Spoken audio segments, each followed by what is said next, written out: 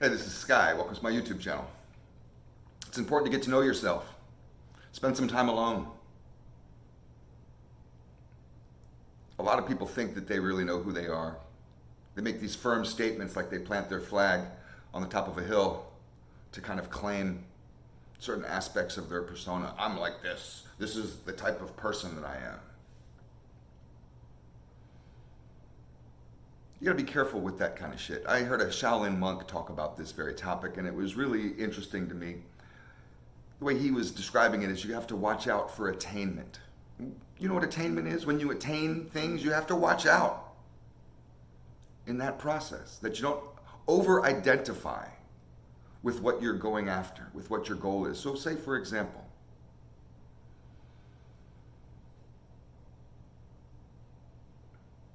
if you're rich, it's okay to be rich.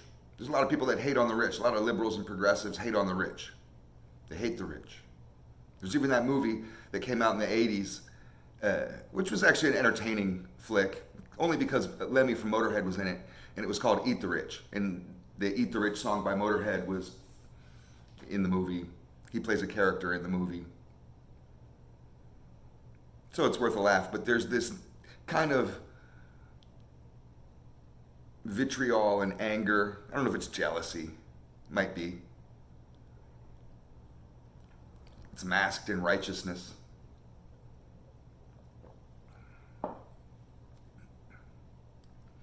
It's okay to be rich. Like to have money. But you don't want to over-identify with being rich. You're not rich. You're just who you are. You're somebody who has money. That's a different definition. If I say that I'm somebody who has the ability to create wealth, I'm somebody who has wealth, is different than saying that I'm wealthy, that I'm a rich person. We over-identify with our possessions. We over-identify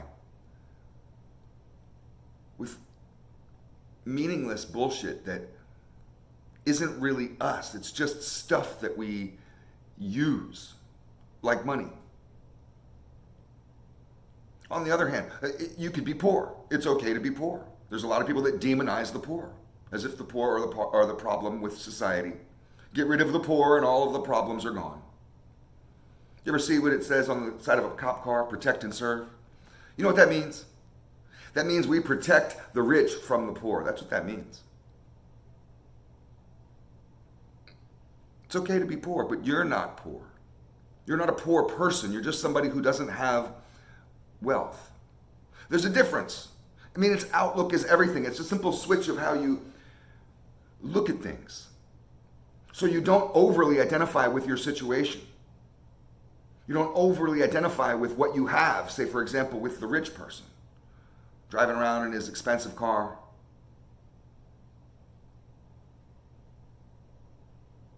Thinking that the car is everything.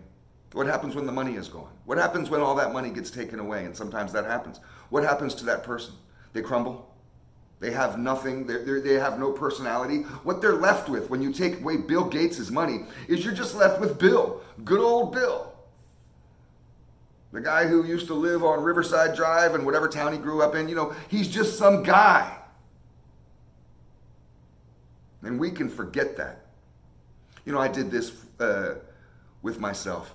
I made the mistake. Over-identifying with my situation. Over-identifying with my business.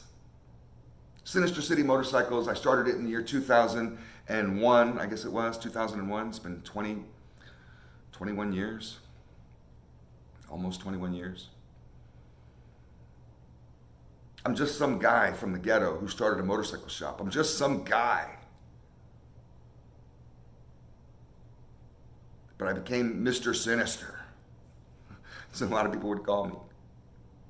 The guy at the flea market used to call me Mr. Swister because he was too much of a backwoods goddamn redneck to be able to pronounce the word sinister. I don't know where he got Swister, but he'd be like, hey, Mr. Swister.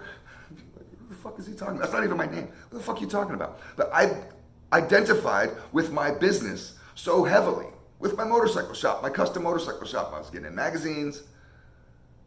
becoming very well known in my town, letting all that shit kind of go to my head, not in a bad way. I didn't turn into a douchebag, at least not in my opinion. I think I'm great. But a few years back, the business took a major dive. I had to reinvent the company and kind of follow a different path within the business, change our target market, change our market niche, just in order to survive. Sometimes we have to do this. A little bit of advice with business, many times with what you start off doing may not be what you end up doing. Sometimes what you want to do isn't always what you get to do. It's also a lesson in life. I wanted to just build custom motorcycles forever. Be one of these little Jesse James types. Go ask Jesse James. That motherfucker's selling guns now. He made more money off of selling t-shirts and hats than he ever did off of selling choppers. He became a worldwide t-shirt hustler when all he wanted to be was a chopper builder, and it's just the way it goes sometimes. But I over-identified with my company, and when my company took a major dive, I felt like a shell of a man. I didn't feel like I had a persona. I didn't feel like I had anything. I was embarrassed to go out of my house and to socialize with people because the industry was down. My shop hadn't done anything major in a while. It's been a while since we had blown up in the magazine scene or had anything in the blogs or anything online. And it just felt like we were fading into this nothing, into a backyard shop kind of where I started. And maybe it was my ego. It was just my brand wasn't what it was anymore. That happens.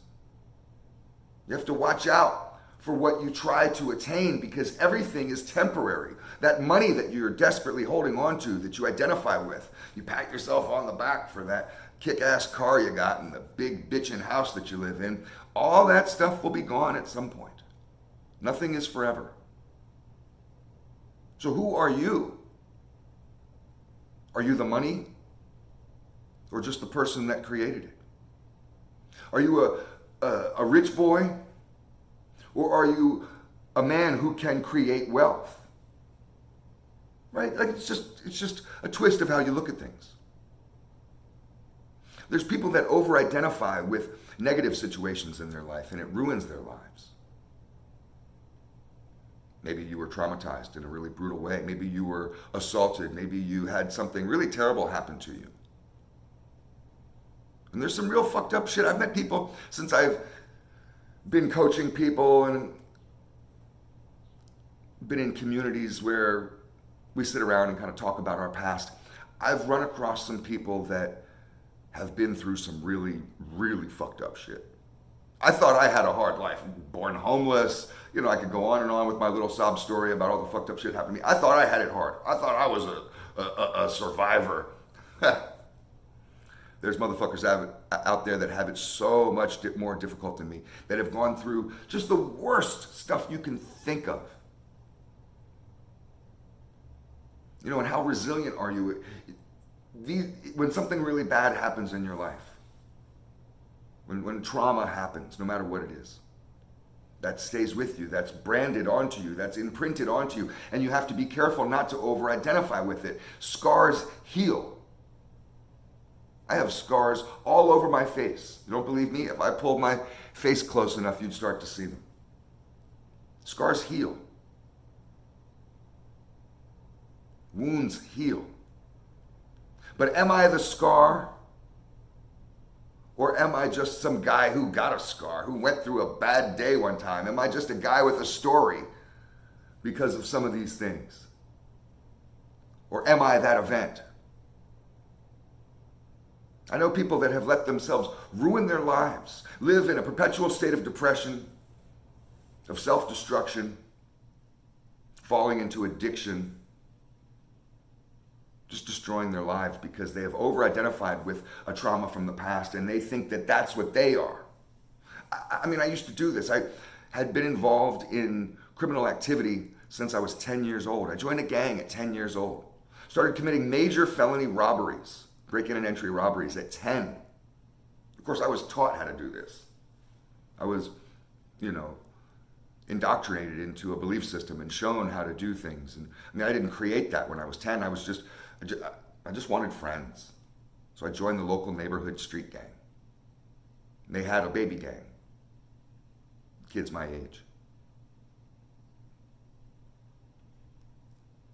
That started a process in me where I started to kind of over-identify with this persona of being a criminal, of being a thief. For years and years and years, I would talk about myself in a way and think about myself. When I think of Sky, I think of a thief. I think of a criminal, a piece of shit. Hey, I'm Sky. I'm a criminal piece of shit. Nice to meet you. I mean, that was basically how I would introduce myself. Maybe not in those exact words, but that's what I thought of myself.